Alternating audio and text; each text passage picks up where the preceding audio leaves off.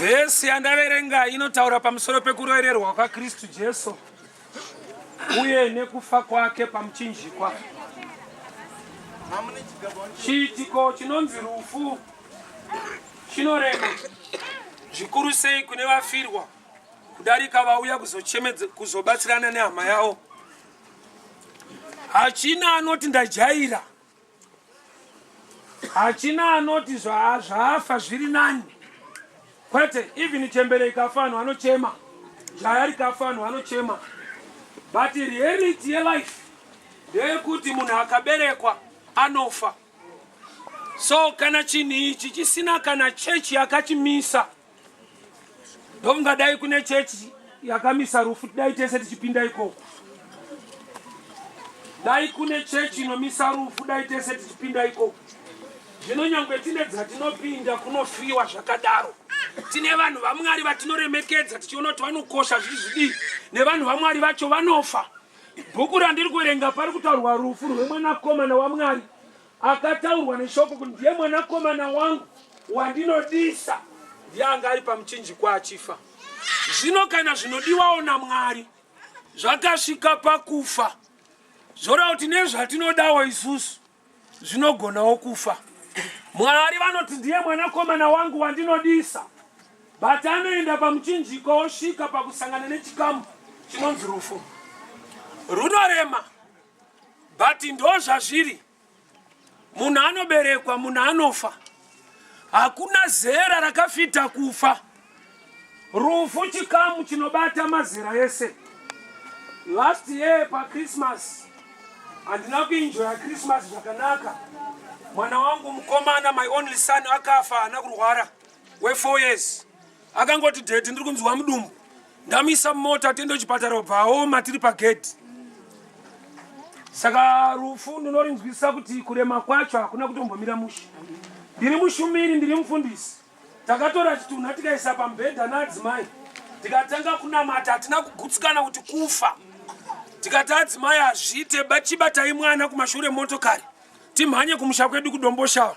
Tonoona vabereki timbonzwa kuti chii chaita mwana. Tairamba kuti afa.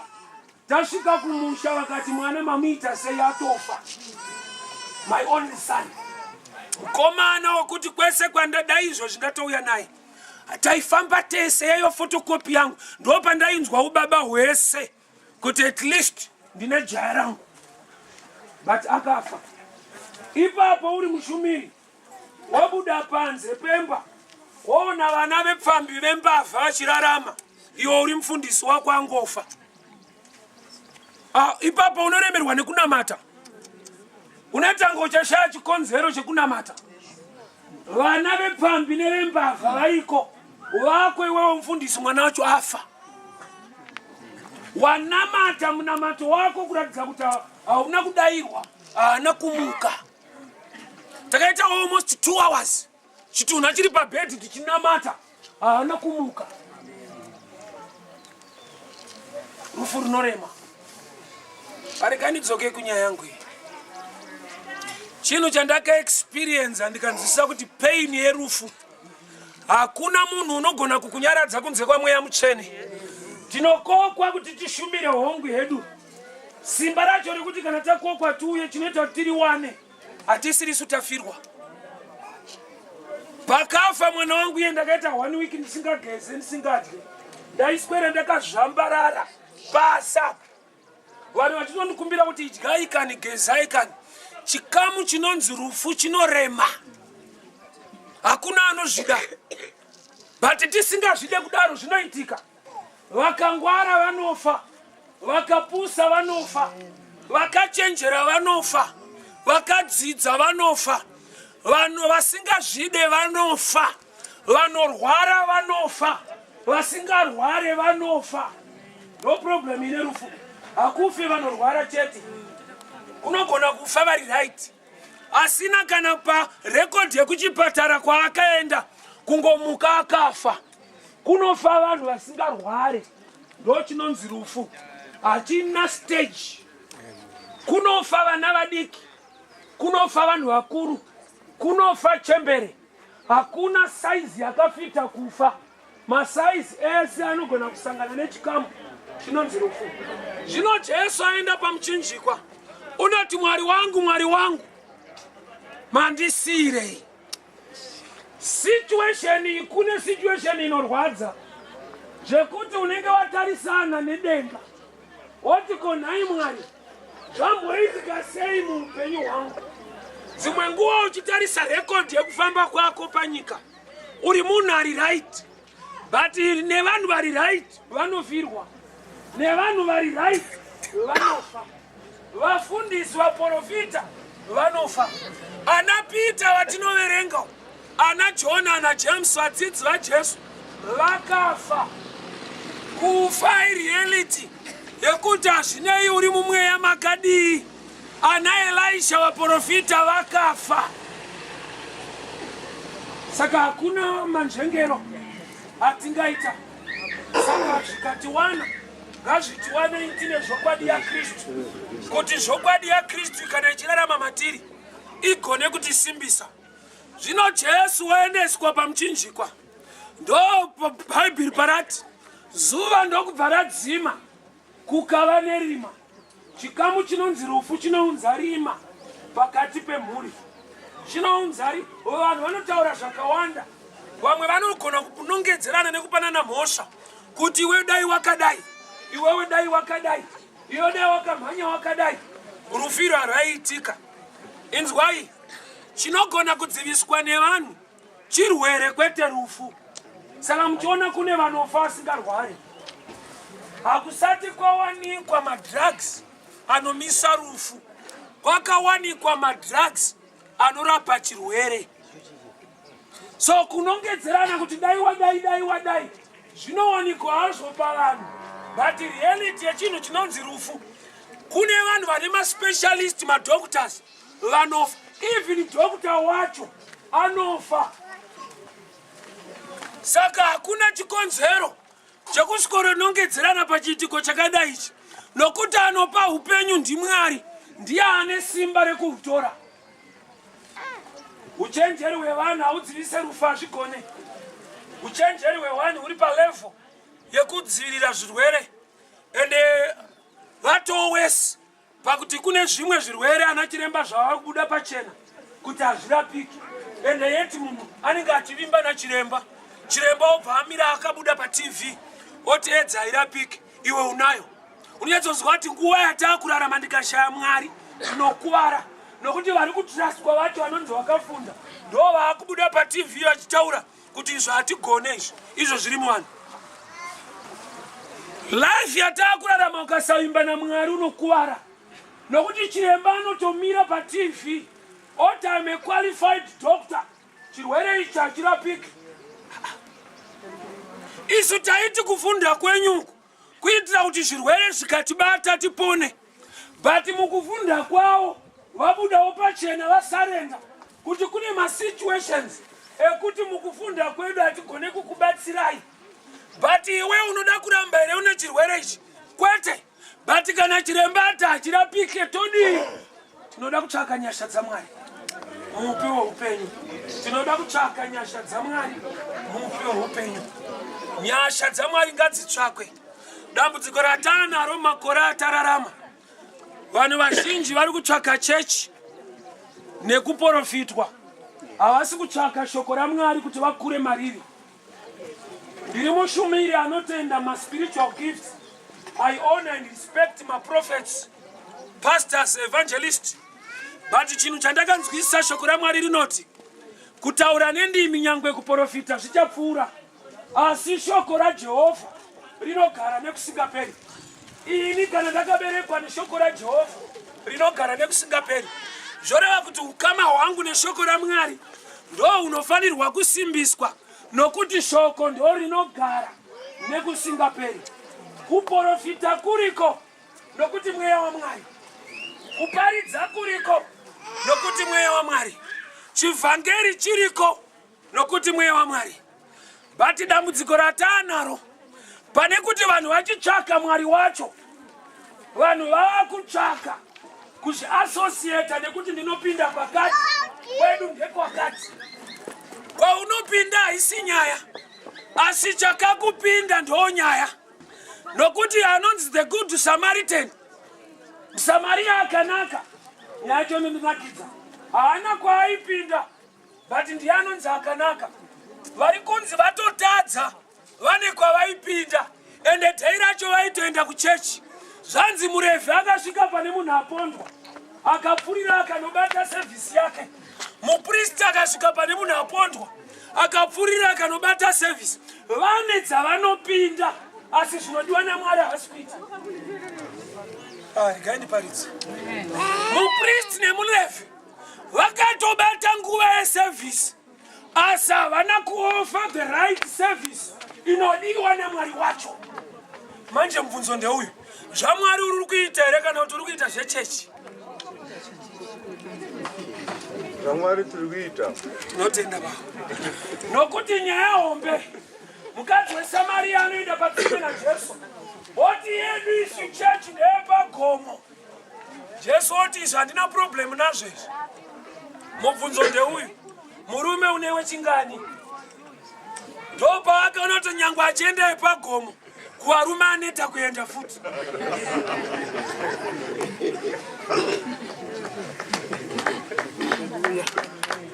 So nyaya haisi yekuti munopinda kupi kwani. Nyaya ndeyekuti wakapindwa nani. Kristu ari kurarama here mauri. Uri chibatsiro here musociety yauri kuti vanhu vagonewo kuziva Mwari. So mukadzi weSamaria anototi takamirira Mesaya. Osaka kana chechi yanyatsokupinda, kana Mwari wacho haudi kumuona, nokuti chakazara mauri change kwete Mwari. Zvokuti pakaitika zvaMwari unotorwisa Mwari. Yandiri kuparidzai kurovererwa kwaJesu, haana kurovererwa nezvidhakwa, akarovererwa nevanhu vainamata. Vaitoti tiri kuzviitira Mwari wedu. Chapa Jesu kurovererwa, mhosva yake ndeyekuzviita mwana waMwari. Ko anga asiri here? Anga ari mwana waMwari, but kune vakada Mwari kusvika palevel yekumurayira mwana nekumuda. Ukada Mwari usiri mumweya, zvinhu zvaMwari zvakavanzika. Nokuti Bible rangu rinoti John 4:24, Mwari ndimweya, vanomunamata ngavamunamate mumweya nemuzvokwadi.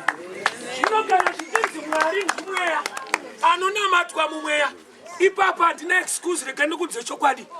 As long usingaite zvemweya, hausi kuita zvaMwari.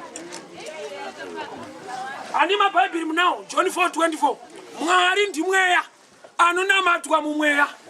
Zvoreva kuti as long tisingaoperate namweya mutsvene, tatoputsa Mwari kudhara, itori sign. Nokuti Mwari wacho anonamatwa mumweya, kwete muchoice, kwete mumentality, mumafungiro, but muspirit, mumweya. Mwari ndimweya, vanomunamata ngavamunamate mumweya nemuzvokwadi. Vhangeri yaKristu ivhangeri yakajeka, inosunungura vanhu, haisunge vanhu, haipe vanhu mhosva, haana kuuya kuzokondema, akauya kuzosunungura. Dambudziko ratiinaro zvikuru sei mumwaka watararama, kurwisana nekutukana kwemachechi. Profita ningazodai, profita ningazodai. Hama dzangu mukatsvaga mhosva pavanhu vaMwari, inzwai chokwadi ichi, hamushaye. Nokuti vanhu, ngirozi dzimwe dzakatodzingwa kudenga, kwete vanhu ngirozi kudzingirwa kukanya. Pane zvadzakatadza ngirozi, wamunoti Satani kwaigarwa kudenga naye, yakamudzingisa akatadza. Saka kana ngirozi dzichitadza, vanhu havaregedzi. Saka Jesu akauya akafira vanhu. Saka unongonzwa nyaya mumakombiso, fundisi ninga akazodai, ninga akazosungwa, ninga akazodai. Iroro harisi vhangeri, zviziviso. Vhangeri inyaya yaJesu akaenda paJesu. Vanhu vari kungoziviswa kumachechi kuti ninga asi muprofita waMwari. Ndokusaparidza. Kuparidza Kristu vanhu vaponeswe. Nokuti ningi kana asiri muprofita waMwari, zvinondibatsirei ini kuti ndiri kuda waMwari wacho. Saka vanhu vari kungonongedzerana. Chechi yakati vari kuita zvakati, chechi yakati vari kuita zvakati, havana Mwari, havana Mwari. kwese kwauri kunongedzera handina problem nako, kwausiri kunongedzera ndokwanenda problem nako kwako una Mwari here iwe. Hey, uye hasi wa Mwari kwa iwewe. Vanhu vasisina hanya neupenyu hwavo. Kuswera vachingodiscasa pamusoro, ukatsvaka mhosva pamunhu haushaye. Hakuna munhu ari perfect. Hazvigone. Akatowanikwa iye ndiye aifanirwa kuenda pamuchinjikwa. Saka hakuna kwakashayika kudenga napanyika. Murume anonzi Moses akatadza kupinda Kenani. Anonga atora mukadzi wemunhu. Akatadza kuteerera Mwari asvika panonzi paMeribha. Anzi taura nedombo vanhu vanwe mvura. Iye ndokubva arowa. Ukatsvaka mhosva pamunhu waMwari haushaye. Murume anonzi Elijah akatozosvika pakuenda kudenga achitiza noise panyika. Pane mukadzi aida kumuuraya anonzi Jezebel. Elijah akagara mubako akatanga kutiza zvakutoti akatozopedzisira anohwandira kudenga chaiko. Elijah paaitoenda kudenga aitiza dzimwe nyaya pano. Munoverengawo Bhaibheri. Kune mukadzi anonzi Jezebel akati nhasi ndinodambura musoro waElijah. Elijah akati Mwari ndikahwanda mumapako zvikanetsa ndakuda kutohwanda paseri pengirozi chaiko. Ndiri kuuya ikoko pasi paipa. Saka munhu akaenda nenyaya dzake. Moses ane nyaya dzake. Akatadzawo kupinda Kenani. Saka tikada kuswero discassa kuipa kwevanhu vaMwari, kuipa kwemwamwe machechi, tiri kuto waste time. Hazvichinje life yedu. Isu ngatizorovedzerei pashoko raMwari. Vasingazive ngavadzidziswe neumwari. Inzwai. Mwari vakakupa shoko rezvokwadi kuti utsiure kurasika kwevamwe. Ndinoziva kuti Mwari vakarongeka. Vanokupa nzira yekuapurocha vanhu vacho zvakanaka zvine umwari. Hakuna munhu anoramba kutsiurwa, but vanhu vanoramba matsuriro. Ukanditsura nenzira yekundinyadzisa pakazara vanhu, ndinojustify zvandiri kuita. Wondisvikira ndichiputa fodya. Ndoti munoora mapapu kusafundawo. Ndinokuudza kuti ndangu. Vozi muda kundiita dofo. Ichokwadi fodya ine nikotini. But approach yandinenge ndaita kumakisa munhu pakazara vanhu kuti munoora mapapu inda kusafunda so ndo paanoudza ndobatidza imwe. Ndakweri mapapu acho. Hazvireve kuti munhu yanoda kuora mapapu, but dambudziko raaita ari kutsura wacho haana the right platform ine wisdom.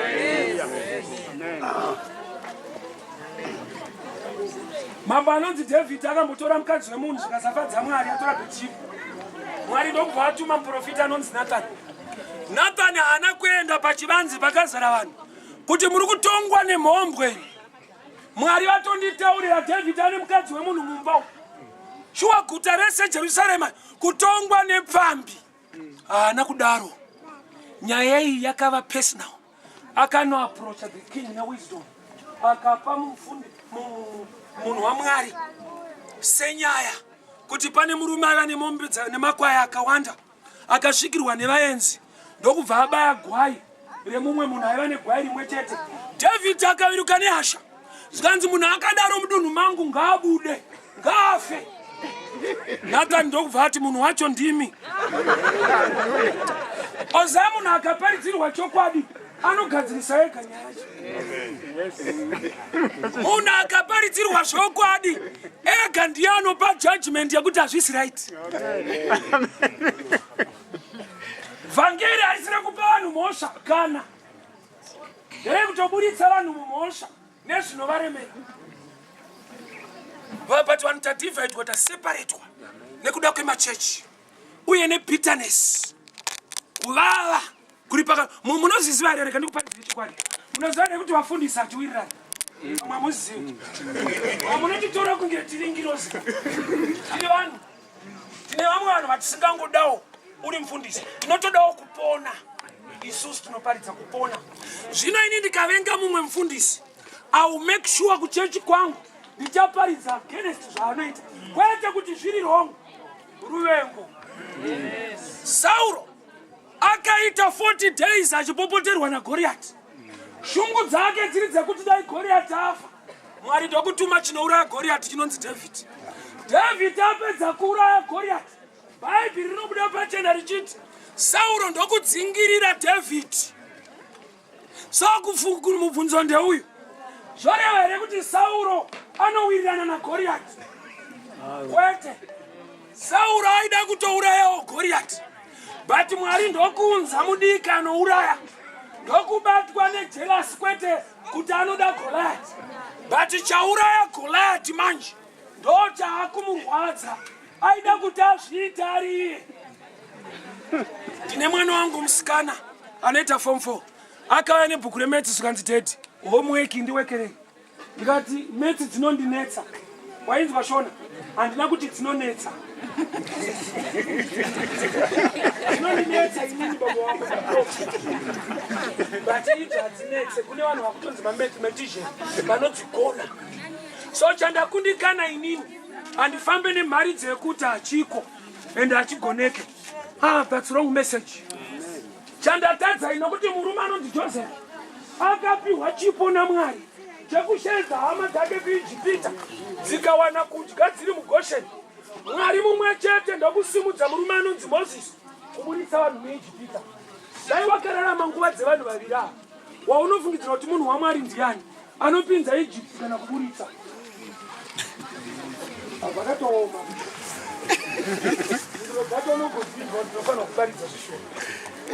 Joseph anopinza vanhu Ijipita, Moses anoburitsa. Waungati munhu waMwari ndiani patuwa? Kusiyana kwemhinduro ndokunoita kuti ndiparidze manje. Handi Mwari kuti Joseph, Mwari kuti Moses. Joseph akatumwa naMwari, Moses akatumwa naMwari. Saka Mwari vakasiyanisa nguva dzavakararama nokuti zvavakadanirwa zvinopikisana. Mwari wedu ndiMwari weodha akarongeka. Ndiye Mwari waJosefa, ndiye Mwari waMozisi. Mwari paakashanda naSamsoni, Samsoni waibvarura shumba. Paakashanda naDaniel, Daniel wanga asingabvarure shumba, aingozorora mushumba. Waunoona unge munhu waMwari ndiani? Wakupindura mushumba. Shadrach, Meshach, Abednego, moto wakaveswa vakapinda mauri. Murume anonzi Loti akanzi tiza unotsva. Munhu waMwari ndeupi pano? Wakupinda mumoto ere kana kuti wakutiza? Ndichine basa rakaniparidza.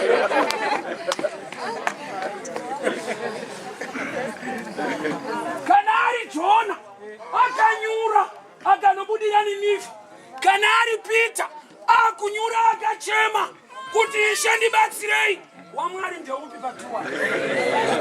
Anonyura ere kana kuti anosingade kunyura? Peter, Bhaibheri rinoti waiporesa vanhu nemumvuri wake. Ndiye ega akadaro. Vamwe vadzidza vanobvira vapiwa chipo ichocho chekuporesa vanhu nemumvuri. But hapana paunonzwa vamwe vadzidzi vachiparidza against Peter kuti zvemumvuri zvimushonga, asi Mwari.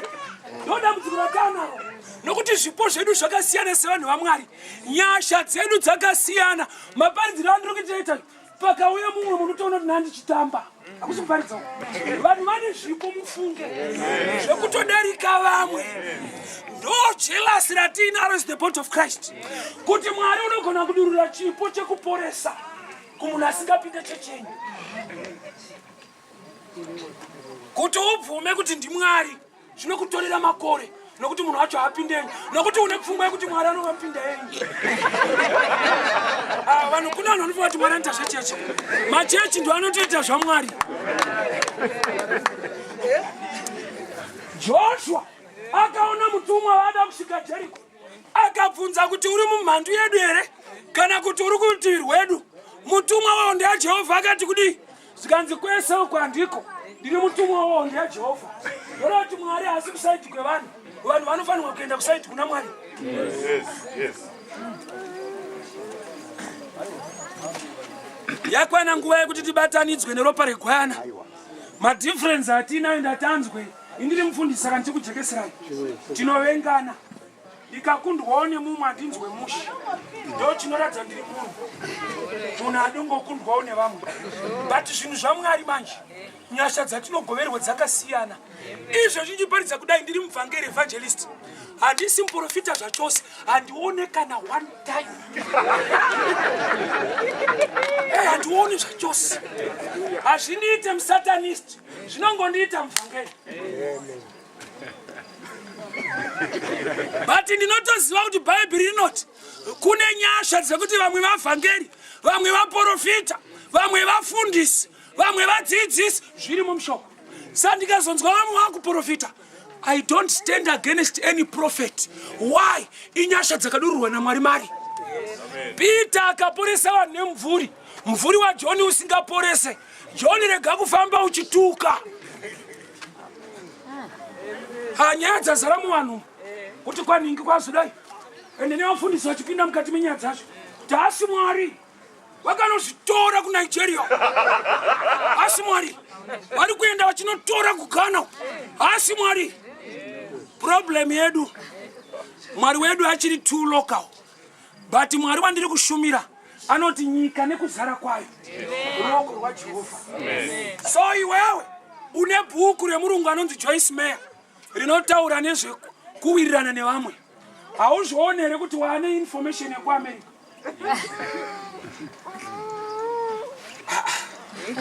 amuverenge mabhuku ana T.D. Jackson kana ari T.D. Jackson hamuna problem naye but mumwe munhu ngaasimuke kuti ndaenda kunobatsirwa nemumwe munhu waMwari kana kuSouth Africa hakusisiri kunamata vanhu ngavanamatire muno.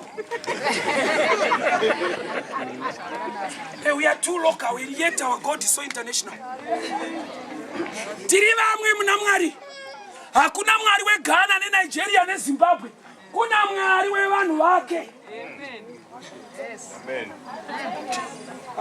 Dimondire racism rinogona kupinda muzvinamato zvekuti vanhu vanogona kufungidzira kuti kuna Mwari waAfrica. Kuna zvakadaro. Kuna Mwari wevanhu vake vakatenda mwanakomana wake full stop. Haasi Mwari anodhila nenation kuti ndiri Mwari weZimbabwe ndiri Mwari wakati. Ndiri Mwari wevanhu vakatenda kwari. Izvezvo kuGermany hakuna chechi yenyu but Mwari ari kunamatwa zvakadaro. Ndakambonzwa mumwe achiti yedu chechi ndo chaiyo yaMwari. Ndikati manje kwaAngola haiko. Saka vekuAngola vanoita sei?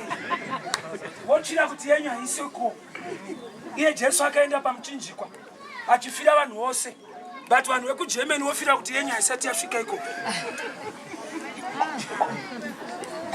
Pfungwa dzedu ngadzivhurike tiri vamwe muna Kristu. Madifference atinawo mweya ungoti hatigone kuaccepta kuti kana mumwe apiwa dzimwe nyasha dzakadarika dzedu tinofila jealous. Ichocho ndoda kuti chife matiri utsvene hwaMwari hurarame matiri. Mumwe akagoverwa nyasha dzinotidarika kugona kupfuma ndokwanetsa.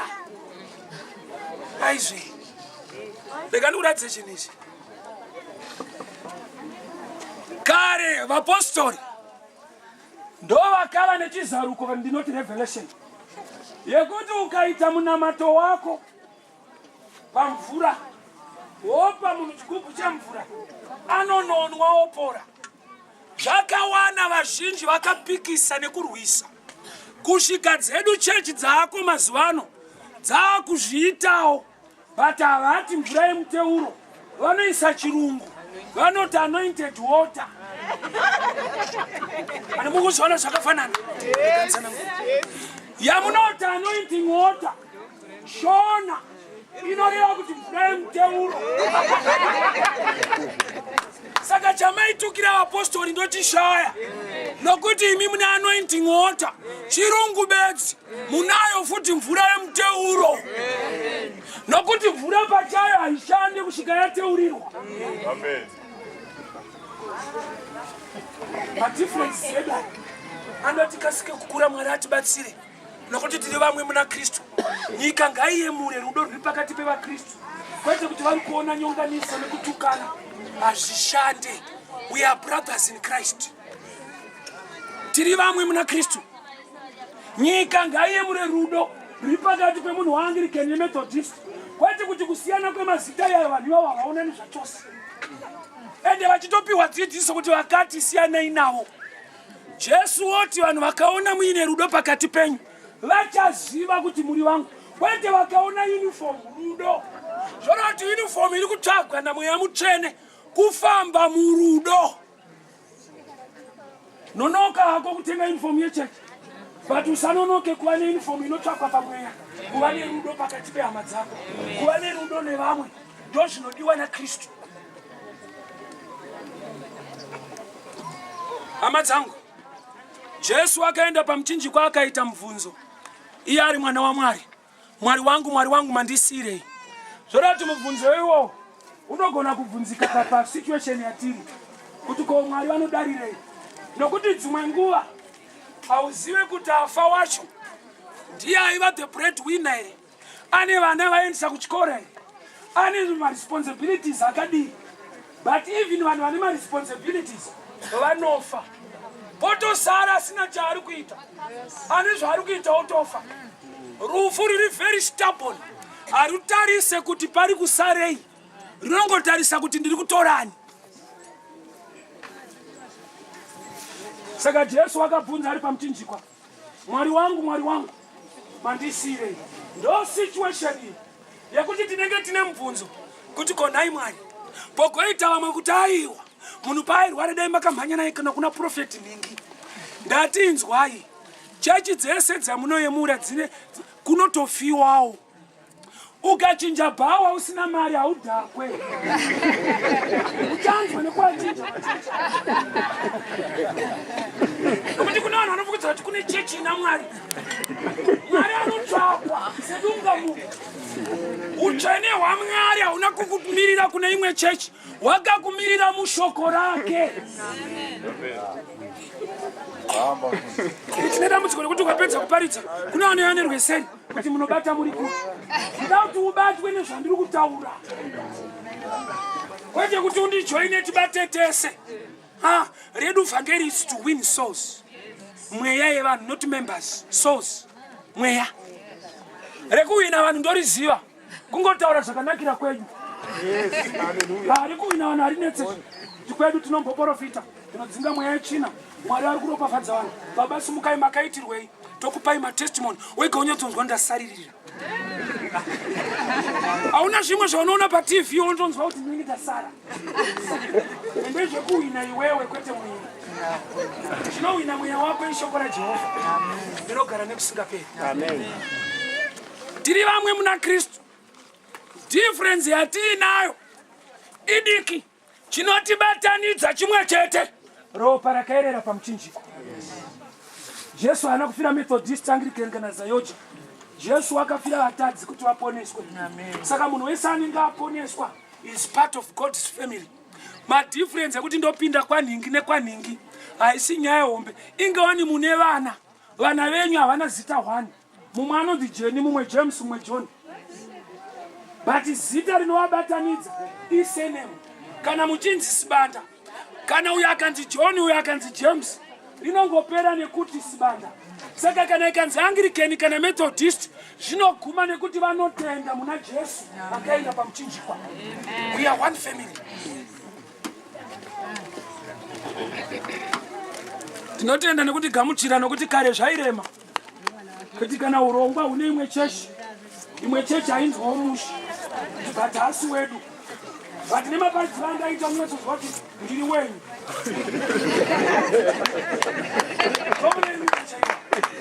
Vanongotaura kunaka kwaMwari vanhu voponeswa. Zvairema kare. But Mwari vakandiitirawo nyasha idzodzo. Ndichitobva pana ndiri kuenda noparidza conference kweFM Bryan. Last week nandine FM Gweru. Andipinde FM ini. Last month tatine conference kumashingo neMethodist in Zimbabwe. Mucheke stadium. And this way Methodist inini ndinoparidza Kristu chete. Saka ndiri wenyu. Usazoita mubvunzo kuti ndewe kupi. Ndiri wenyu. Nokuti chinotibatanidza chimwe chete. Kuna ndakatomboenda neyouth yeAnglican kuBernard Mizeki namfundisi vanonzi Shambare naGezi. Tikanoita neyouth 2 days ndichiparidza kuBernard Mizeki naAnglican. Handisi waAnglican. Chavakandishedzera ndinoparidza muchinjikwa neruponeso bedzi. Handina tsika yekuti buda yenyu haina power. Chine simba izita raJesu kwete chechi. Ukatenda uri kwauri koko unoponeswa. Vanhu vari kucheterwa kunzwa bude dzavo. Nokuti vari kusangana nevanhu vari kuvaka machechi. Ina handitenderwe kuvaka chechi ndakaverenga Bhaibheri ndikanzwisisa. Jesu anoti I will build my church. Muridzi wayo chechi ndiJesu. Ndiye anoti ndichavaka kereke yangu. Masuo eHadesi haangaikunde. Ina handina right yekuvaka chechi. Vanhu vanounzwa naMwari. Handichetere vanhu hazviite. Iproject yangu.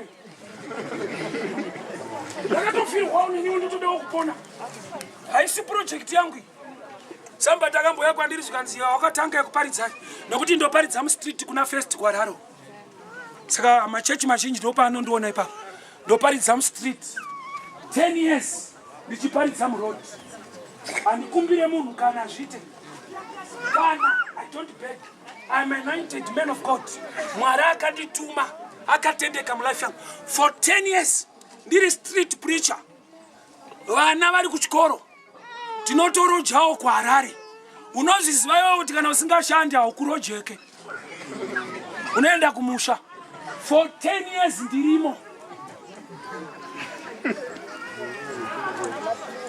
Street preacher kwete mufundisi wemwe church. Muparidzi wemuroad. But nokuti ndinoparidza zvokwadi yaKristu. Mwari wacho akashunirira shoko rake. I've been to Kenya twice. Nendege ndainvitwa neimwe church. Haisiyo yandinopinda. Inotonzi Maranatha. I've been to Nairobi for almost 2 months ndiriko. Ndichishumira. Ndikaenda pa Kenya television. Street kwete kuti I'm a great preacher. I just preach the truth. Kune vanotondidarika but yangu ndinongoparidza zvokwadi yaKristu. Anoda kugamuchira. Anozviramba oramba. Ipapa handisi kuadvertisa checha. Ndiri kuadvertisa basa rakabatwa pamuchinjikwa. Kuti vapenyu vasara pano. Muri gamuchire muponeswe. Nokuti nzwai. Chine nyaya hombe. Rufu rwandiraverenga. Kudarika ruri mumba. Nokuti ruri mumba. Dai pasina rakaitika pamuchinjikwa. Tisiri pano. Tatounzwa nerufu rwakaitika paKalvari. Kudarika ruri mumba. Dai Jesu asina kuenda pamuchinjikwa. Handaitsika pano. Dai uya ndichiti ndikuenda kwani. Saka rufu rwekutanga ndorwatimisa pano. Ndorwandaverenga. Kuti unotenda here. Kuti achienda pamuchinjikwa aifira upenyu hwako. Rega ndikuudzei. Mumwe munhu unogona kuzvitora light. Nokuti satisi vafundisi vaiva nedumbuka. Vanotyisa stereki wahombe. Unongona kungoti vakomana. Rakaverengwa shuwa Bhaibheri. Ingawani iwewe ukaenda kuchipatara. Uchirwara kwazvo. Ukaona nesi mudiki. Akati toda kukubaya jekiseni. Hauite nharo. Kuti avafana muri kuita zvekutamba. Ndiri munhu mukuru. Unototi baya mwanangu ndiende. Nokuti muri kuziva kuti tiri kushanda mushonga kwete zera.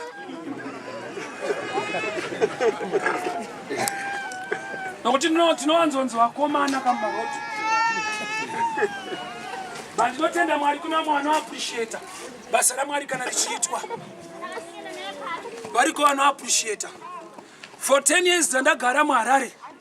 Munhu anobvisa rent yangu. Andisandamuona face to face. Anoisa mari pa Western Union. Ari ku America. Asati andiona. Akangoona mari dzandakaisa panonzi pa YouTube. Kana mukoma wati koka pana. Itori first time kuti tuonane. But vakandiziva through YouTube. Masemoni angu ari all over the world. Pamhepo. So inyasha dzaMwari ndati handisi kuti I'm a great preacher. I just preach the truth. Handichetere vanhu. Handina kwanda kukuendesa. Kristu ndiye ada kuenda newe. Handiziva kuti ada kuenda newe kupi. Nokuti neniwo ndotarisiro yangu kuti aendewo neni handisati ndaenda.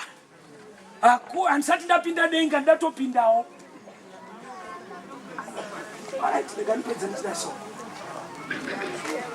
Kana Jesu akachema, Mwari wangu, mandisire zvoroti nguva yakadai ndokubvati zvazvinodai pamuti munyoro kuzoti wakaoma.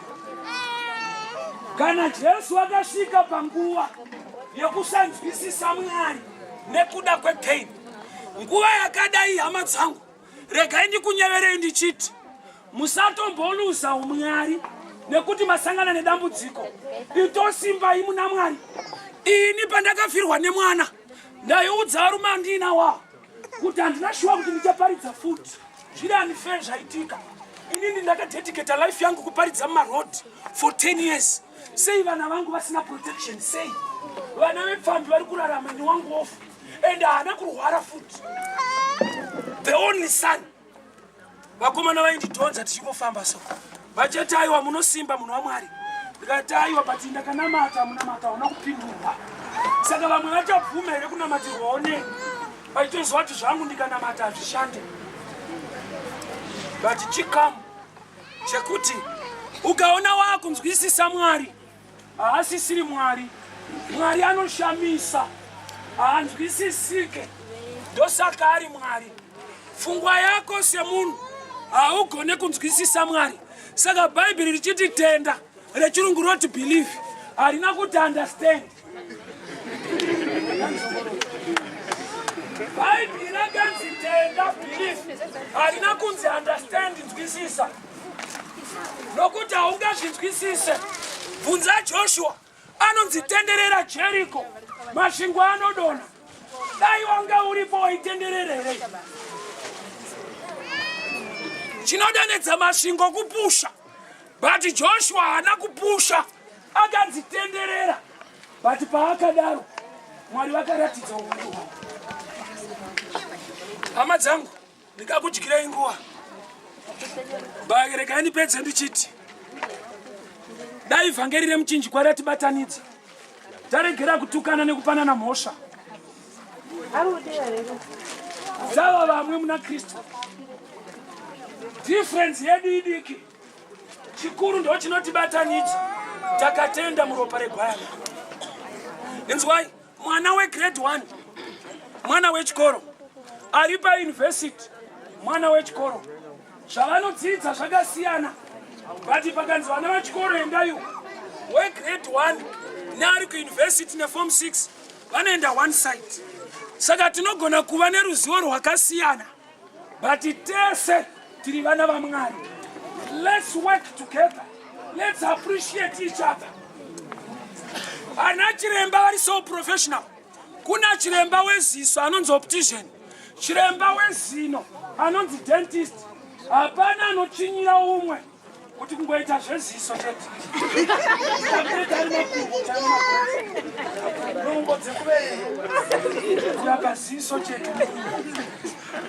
No, i-profession ye-calling yake.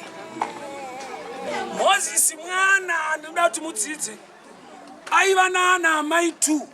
Munoziva here kuti zita rekunzi Moses haana kuripiwa naamai vakamubereka, akaripiwa naamai vakamunhonga. Moses zvinoreva chandakatora kumvura. Amai vakabereka havana kupa mwana zita, akapiwa namai vakanhonga. But honai pane dambudziko, amai vakanhonga havana mukaka, vakabereka ndo vane mukaka nokuti ndo vakabereka. Saka Moses waipota achinoyamwa kuna mai vakabereka, but onoswera kuna mai vakanhonga. Zviviri izvi zvinobatsira, nokuti nguva yaberekwa Moses, mambo vati mwanakomana wese ngaafe. Saka Moses akagara kumba kwaFaro, haachaurawa nokuti awe umambo. Saka Moses anoita anamai vaviri, vane mukaka nevasina, ende vese vanokosha. Saka uchiona handina right yekutuka imwe chechi, nometa nyasha dzinodurwa naMwari makereke dzakasiyana, nokuti every organization inoti Mwari ndishe inokosha, iri kubvisa vanhu kurima. Hazvina basa kuti hakuprofitwa kudzingwe madhimoni, but kana kuchiparidzwa kuti Jesu ndimambo, ndozvokwadi inodiwa iyoyo kuti vanhu vabve kunyika vaponeswe. Ndomwana toresa nguva yakareba. Ndakubowa vana mutanga ndinakiti. Chokwadi achiite ka. Chokwadi chinorema.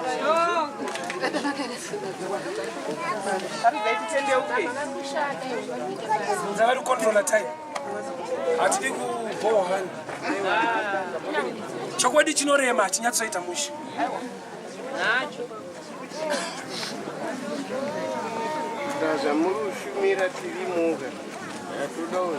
Evangelist Christ. Inofanwa kuchibatanidza tive vanhu vamwe. Moses aiyamwa mukaka kuna mai chaiwo. But chaita kuti ararame kunogara namai vasiri vakamubereka vakamunhonga. Saka ana mai vari vaviri vanongomirira machechi ane zvipo zvakasiyana. Vamwe vanoprofita. Kana kuti singaprofite regai kutuka nokuti uchatuka Mwari anopa zvipo zvekuprofita. Kana usingazvitenda utende unongonyarara bedzi. Mwari uyu anoporesa ende ndiye wazuro nhasi namangwana. Kana kwedu tisingatende mukupora kwevarwere ngatiregei kutuka vari kunamatira vanhu vachipora muchiti mushonga. Kusazviziva nekusazvitenda hazvireve kuti hazviko. Inzwai mari yefeki haigadzirwe kana kusati kwane original yacho. Matsotsi ane shungu izvozvi yekugadzira 500 US yakabatana, but iri kuperera pashungu. Ndakavabvunza kuti munodi kungoba pahombe kugadzira iri 500 US yakabatana monoba. Zvikanzi hazvigoneke nokuti hakuna 500 US original yakabatana. Pautsotsi hwedu hwese tinotomirira original. Saka izwire kuti kuchava nevaprofita venhema. Ndinoritenda, ndinowirirana newe vako. But zvazvinoreva futi ndeizvi nechokwadi variko. Nhema hadzitenderwe kuva museculation kana zvokwadi isipo. Nokuti nhema yakainga kutanisha chokwadi chiripo. Indakuudzai kuti ndandiprofita asi ndinotenda kuti kuna vaprofita. But inini handioni zvachose. Kune vane zvipo zvekuti vakanamatira varwere vanopora. Isu vamwe tinotonamatira vachifa. Asi ndoramba ndiri munhu waMwari. Vanhu hazvivite musatanisi. Nyasha dzakadururwa maningi ndedzekudzidzisa vanhu chokwadi yaKristu vanhu vogamuchira. Kune vamwe vakadururwa nyasha dzekuti kushumira kwandiri kuita kwahakwanise. Anongoti akauya akamira oti varwere mirai makadai okubatai musoro maenda kumba mapora. Ndonyashawo dziri mari. I'm not jealous. I appreciate God. Nebasa riri kubatwa. Mweya wekutukana hatisi kutuka vanhu. Tiri kutuka simba riri kushanda nevanhu. Zvino kana ari Mwari Bible zvimwe zvese ungaregererwe. Asi ukatuka mweya mutsvene hauregererwe. So kana mweya waMwari uri pamusoro pemunhu achiita basa, ukatuka munhu pabasa iroro hauna kutuka munhu. Vanhu vari kufungidzira kuti vari kutuka vanhu. Hamusi kutuka vanhu pamunotuka paya. Muri kutuka chakapinda muvanhu vacho chiri kukonzera mabasa iwanyu. Zvino kana ari Mwari pane nyaya.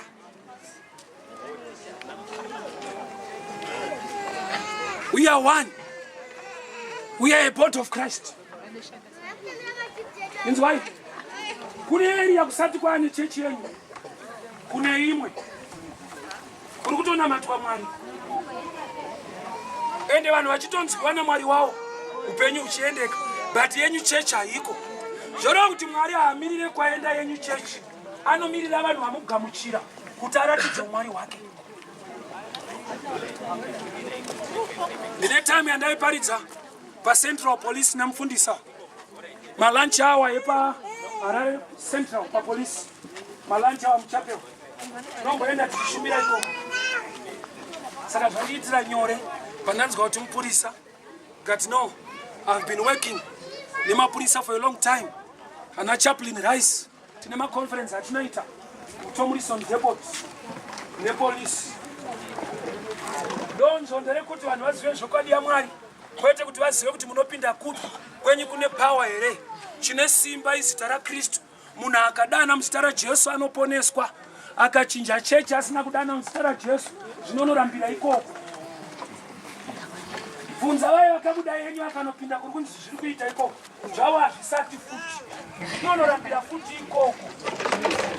Mai kana zvarambira ikoko ndakuona wasiya kunamata kwacho, nokuti wakaenda uchinzi kune power, but zvako hazvisi kuita uri kune power, changosara kusiya. Haiusi mwaka wekutsvaka simba, tinofanirwa kuva mumwaka wekutsvaka kururama kwaMwari kuti tiponeswe. Ndinotenda vabereki nemukana nenguva. Chiitiko chiri patiri chinorema. Mubvunzo ndewekuti Mwari wangu mandisirei. But Mwari wedu ndiMwari akatendeka. Ukaona achiita sekunge akusiya, haana kukusiya. Uri kupotsa kuona chinhu chaari kuita. Nokuti Jesu wakauya kuzofira vanhu. Saka Mwari vakaramba vainaye, haafi. Saka Mwari pavari kumusiya, vari kutsigira zvaakaita. Saka there are times yekuti we don't understand. Times arimo mulife yekuti atinzwisa kuti konhai Mwari mazotorerei uyu. Apa ndakamboenda kune imwe nhamo, vanhu vakatobuda pachena kuti afa uyu ndaasi right, afa uyu ndianga ari right, dai patofa mufana wacho. Hamsati mambonzwa kuti kune vanhu vari rafu kusvika palevel iyo vanoenda panhamo kuti pafa munhu chaiye, dai pafa benzi. Saka pachifanirwa kuparidzwa, hakuna akafita kufa neanopenga haana kufita. But chiitiko chinowanikwa muupenyu, and we don't understand death. Hakuna anoti ndakafirwa nevana 10 ndajaira. Haujaire rufu, hazvina experience zvokufirwa. Kuti nevana vese ndakafushira, saka handichavhunduka rufu. Hazvijairike izvi. Ine umwe chete chaiye ndakatadza kusimuka pasa. 1. Vanhu vatinoti ingawani muna vasikana 2 vasara. Hautarise zvasara, unotarisa zvaenda.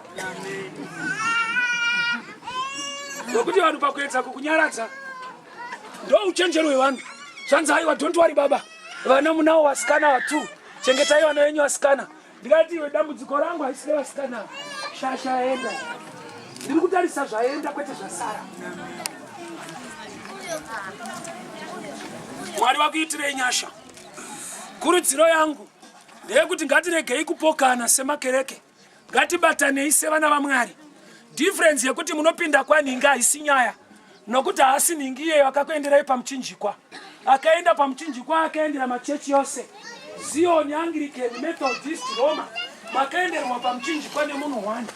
But vavambi makereke enyu vanhu vakasiyana, but hazvifanirwe kukusiyanisai, nokuti donzvo hombe nderekuti takaponeswa neropa regwayana. We are one family through Christ Jesus. Tiri vamwe, dai vhangeri yezvokwadi yaiparidzwa, ndo pamaigona kunzwisa kuti shuwa tiri vamwe chete. But pari kuparidzwa mahuman ideas ekutsvaga vanhu kuti varambe vachipinda dzavo, varegere kuziva zvokwadi iripo.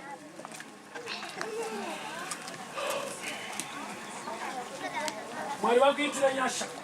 Handizive pakati pedu kana pana asati aita munamato wogamuchira Jesu sashe uye muponesi.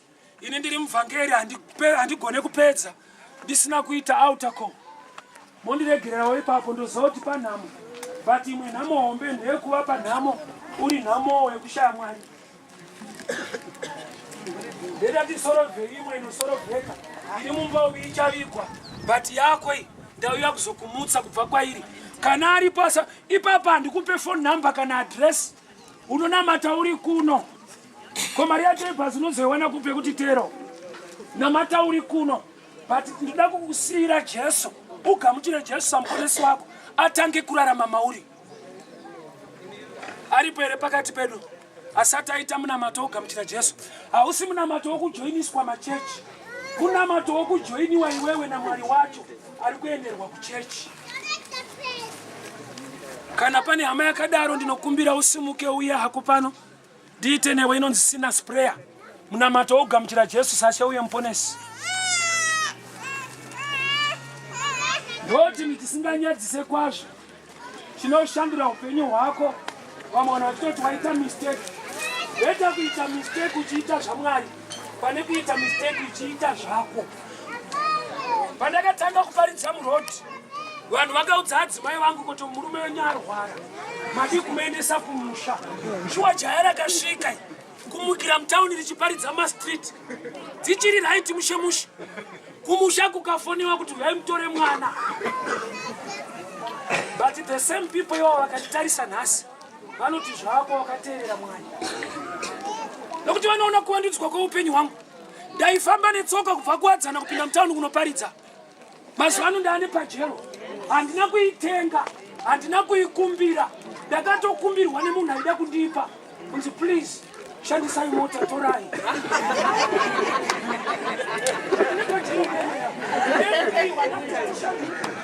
Kunoparidza shokwadi yaKristu. Mwari wozviratidza mushokadi yake. Handicheterenda, handinyepere kuprofita. Kuti ndaona zvakati, unza $5. I'm not that kind of a preacher. Wana Kristu. Mwari akandituma anondirwira. Wana Kristu. Shokwadi yake ndikaishumira anondirwira. Vanhu vanzwa nezvitsotsi. Unza mazoe, unza mukaka. Dai taiponeswa nezvinhu. Varombo havangaponeswa.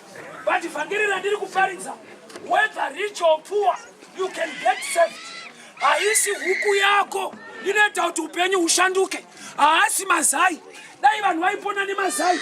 Vekwaivhinzi dai vasina nhamo. Vanoshanda kwaari kuvauya nekreti. Mwari pamazai aya chimbotorai cardbox. Kuti nhamo yacho ibva yapera zvechose. Dambudziko rikapera nemukaka. Vekutairipoti unoita nhamo iyi. Kungoya nekatoni yechibombe. Unozoti hatisina nhamo futi. Ngatiregei kuparidza solution inonzi Kristu Jesu. Ngatiregei kubatira pazvinhu. Ngatibatei pashokwadi yaKristu tigoponeswa. Kana aripo asati agamuchira Jesu, ndofunga tese takagamuchira. Mwari vakuitire nyasha kuropafadzei. Kana zvakuremera kuti ugamuchire panhamo, ndikuroopena izvona kuti chandakara ndemhari. Ndaenda kuti zvinongoramba zvichitaura Mwari. Batidzano vaiso. Ukanzwa zvanyanya kushupa, machechi ariko kuno. Enda uti Jesu ndaakumuda. Akaparidzwa ndikasagamuchira nokuti papana tezvara. Nokuti kune vamwe vanonyarawo zvavo. Just imagine inini I'm a street preacher. Pastreet pakamira hambu yavangu ndinoita sei pana festival. Hambu yavomira na tezvara. Ona mkwasha ari mukati ari kuparidza. Vanhu vakaungana. Inenge drama. But ndoda kukudza shuwa handisiye. Nokuti zvokwadi inoponesa upenyu. Ukaenda pa YouTube ndopa uchaona kuti basa riri kuappreciatwa sei. We have got more than 20,000 viewers. And most of them, they are overseas.